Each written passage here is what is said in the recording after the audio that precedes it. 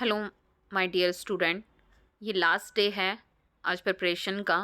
और सुबह सिर्फ रिवीजन आप एक बार सरसरी नज़र से देख जाना।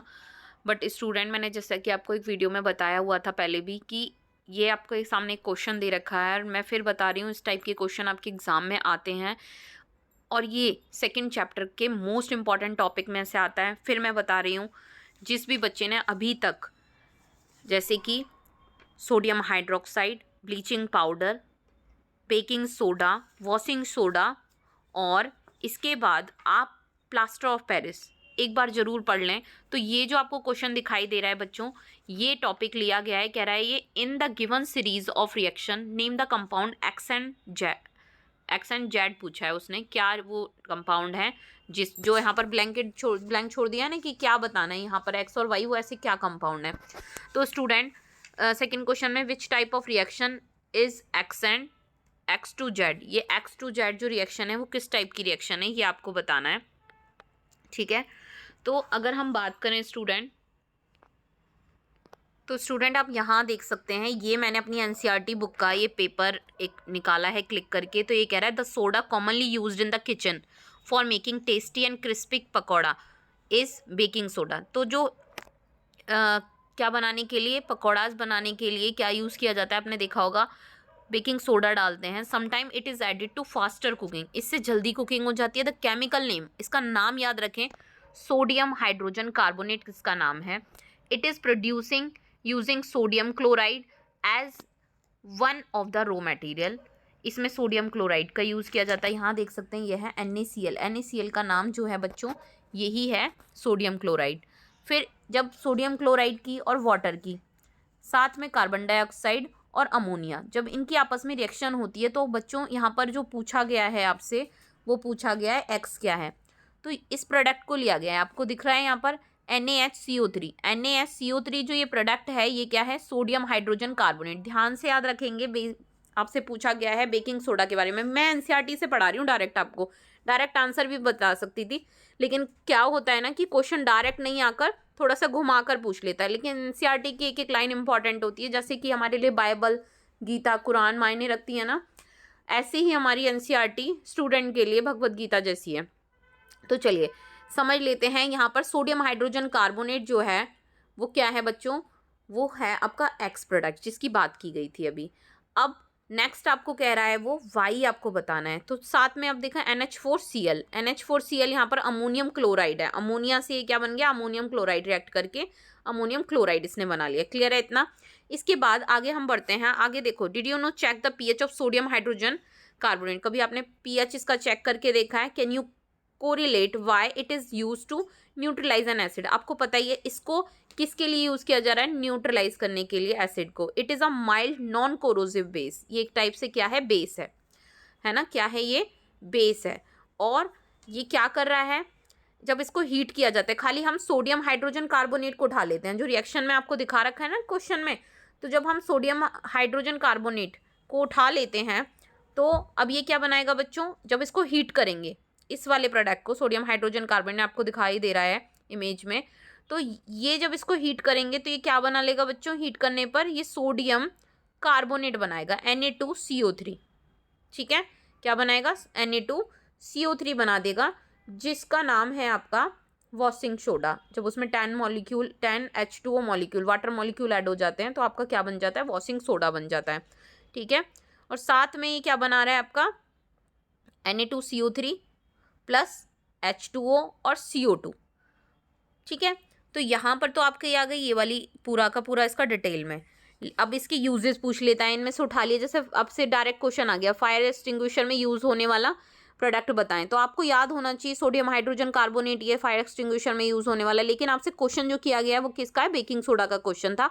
इसमें आपसे पूछा गया था एक्स और वाई, है ना, एक्स वाई और जेड की पोजीशन पूछी है। तो जेड आपने क्या बनाया है बच्चों, जेड जो आपका बनेगा वो सोडियम कार्बोनेट बना है, जो कि अगली लाइन में, यहाँ मैं आपको दिखा रही हूँ फिंगर करके कि ये देखिए सोडियम कार्बोनेट आपका बनता है। अब इसके राइट आंसर पर एक बार आ जाए। तो स्टूडेंट यहाँ पे सॉल्यूशन आप देखें कि यहाँ पर डायरेक्ट आपको क्या दे रखा है, NaCl दे रखा है ना, सॉल्ट दे रखा है, वाटर और कार्बन डाइऑक्साइड। फिर रिवाइज कर लें, और साथ में दे रखा है अमोनिया। जब अमोनिया से ये NaCl वाटर की प्रेजेंस में और कार्बन डाइऑक्साइड की प्रेजेंस में अमोनिया से रिएक्ट करता है तो क्या बनाता है, सोडियम हाइड्रोजन कार्बोनेट बना लेता है ना। और ये क्या है आपका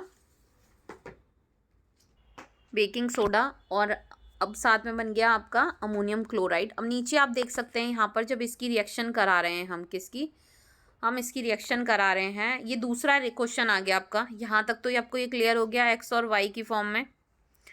अब जब इसने यहाँ पर ये ये गलत ही लग रहा है मुझे, गलत क्या लग रहा है, गलत है ही।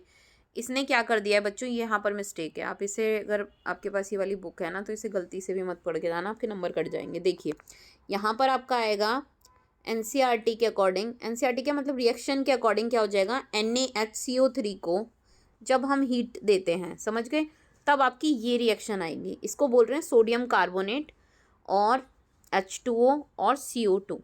तो स्टूडेंट ऐसा नहीं है कि बुकों में गलत नहीं मिल सकता, बुकों में भी गलत मिल सकता है। तो आप अपनी समझ से अच्छे से आप याद करें, इसकी तैयारी करें, ठीक है। अब आगे एक और क्वेश्चन देख लेते हैं, इसमें आगे क्या पूछा जा रहा है। देखिए यहाँ पर सही से इसमें लिखा हुआ है एक्स क्या था यहाँ पे, NaCO3 जो कि मैंने आपको बताया सोडियम हाइड्रोजन कार्बोनेट है। इसके बाद जेड क्या है, Na2CO3 है, ठीक है, जो सोडियम कार्बोनेट है। अब कह रहा है ये NaCO3 डिकम्पोज हुआ ना, तो साथ में इसने क्या बना दिया बच्चों, यहाँ से रिएक्शन जब मैंने हीट दी तो ये क्या बना देगा, Na2CO3 बना रहा है, और वाटर और CO2 साथ में रिलीज हो रही है। मैंने क्या बताया आपको, आप रिएक्शन मत याद कीजिए, मैंने आपको मल्टीपल टाइम बताया, वो उल्टा बोल गई, सॉरी। मैंने आपको बताया है कि आप रिएक्शन याद कीजिए और थ्योरी एक बार को स्किप कीजिए, केमिस्ट्री में स्पेशली। तो देखिए बच्चों, ये हो जाएगी आपकी डिकम्पोजिशन रिएक्शन, यानी सिंगल प्रोडक्ट से। ये बहुत बार पूछा गया, डिकम्पोजिशन रिएक्शन पढ़ी ना हो तो अभी भी पढ़ लेना, फिर बता रही हूँ। एक सिंगल सबस्टेंस जब एक सिंगल सबस्टेंस, यहाँ देख सकते हैं आप, एक सिंगल सबस्टेंस को जब 2-3 पार्ट में, वो मोर देन 2 पार्ट्स में वो डिवाइड हो रहा है, तो वो स्टूडेंट वो क्या कहलाएगा आपका, वो आपका बना देगा डिकम्पोजिशन। नाम से पता चला डिकम्पोजिशन, इसका उल्टा हो जाता है कॉम्बिनेशन रिएक्शन। जब 2-3 पार्ट आपस में मिल जाते हैं तो वो बनाता है आपका combination reaction. It is clear to you, okay. चलिए स्टूडेंट, इसमें नेक्स्ट क्वेश्चन पूछा गया है, you are given 3 unknown solution ABC with pH value. ये आपका सेकंड चैप्टर से ही क्वेश्चन है, जिसमें pH यानी हाइड्रोजन आयन कंसंट्रेशन की बात पूछी हुई है ना।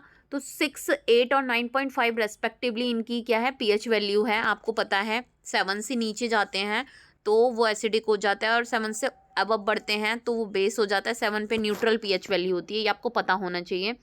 इससे भी प्रीवियस ईयर में, अभी रिसेंटली तो नहीं, प्रीवियस ईयर में इससे क्वेश्चन आया हुआ है, in which solution will the maximum number of hydronium ion, है ना, बी प्रेजेंट। आपको पूछ रहा है हाइड्रोनियम आयन किस में ज़्यादा होगा, arrange the given sample in the increasing order.